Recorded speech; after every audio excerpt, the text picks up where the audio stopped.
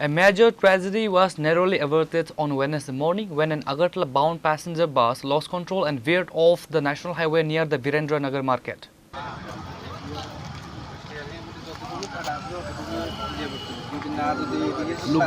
The incident occurred on Wednesday when the bus traveling from Sabrom towards the capital city suddenly skidded off the road.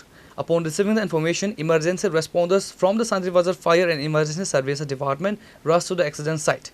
আজকে 10টা 15 নাগাদ আমাদের বিচ্ছিন্ন মনো PS থেকে একটা ফোন আসে একটা বাস অ্যাক্সিডেন্ট হয়েছে বিচ্ছিন্ন বাজার ভরাইয়া একটু গেলে তাতে সরকারের বাসে একটা বাস দুর্ঘটনা করে এতে কোনো লোক আহত হয়নি গিয়ে বাসটা পরে আছে দেখছি বাসটা শ্রীনগর থেকে আগরতলা যাচ্ছিল মানে কেউ নেই বাসের মধ্যে বাসের মধ্যে ফেসে ছিল ও যেমন কিছু হয়নি আহত হয় Bureau report, Chini Khoran.